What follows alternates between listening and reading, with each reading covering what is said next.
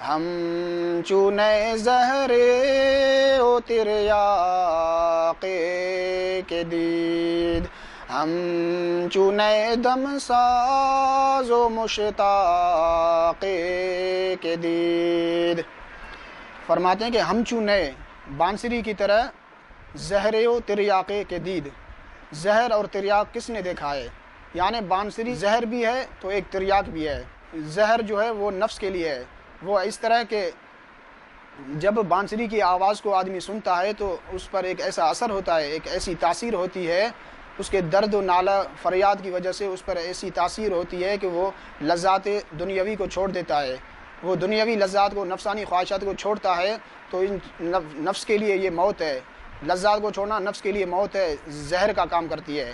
تو یہ بانسری نفس کے لیے اس لیے زہر ہے، اور تریاق یہ روح کے لیے ہے، یہ روح کے لیے تریاق ہے، تریاق کا کام کرتی ہے۔ تریاق ایک دوا ہے جو زہر کے اثر کو ختم کرتی ہے، زہر کے اثر کو دور کرتی ہے۔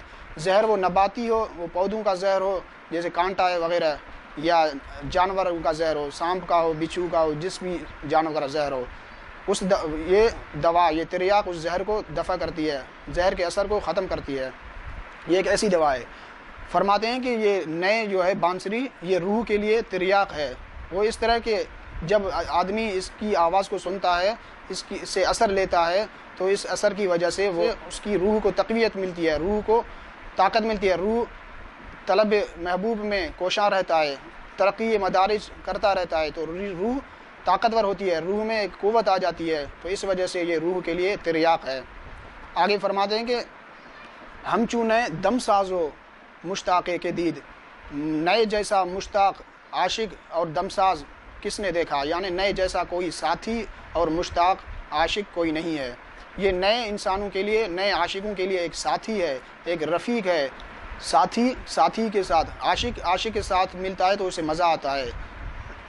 ہر پیشہ ور اپنے پیشہ ور کے ساتھ، ہر ہنرمند کے ساتھ جن سے مزہ لیتا ہے، تو اسی طرح ایک عاشق سے مزہ لیتا ہے۔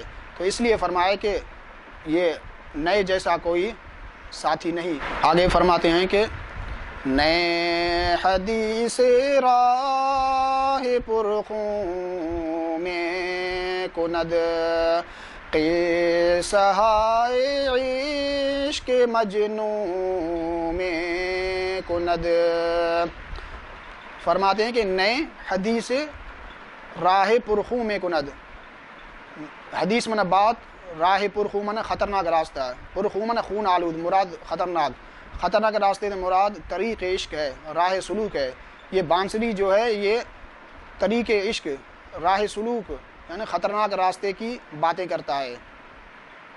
خطرناک راستے سے مراد راہ سلوک ہے، یہ راہ سلوک کی باتیں کرتا ہے، خدا تک پہنچنے کا جو راستہ ہے، سلوک، طریق عشق کا جو طریقہ ہے، راستہ ہے، اس کی یہ بانسری بات کرتی ہے۔ قصہ ہائے عشق مجنوں میں کند، قصہ ہا من قصے، عشق مجنوں کہتے ہیں ایک عرب کے مشہور عاشق کا نام ہے جس کا نام ہے قیس، یہ اس کا لقب ہے مجنوں، جو ایک لیلا نامی عورت پر فریفتہ و عاشق ہو گیا تھا، یہ اس کا لقب ہے مجنوں۔ لیکن یہاں مراد عام عاشق ہے، مطلق عاشق ہے۔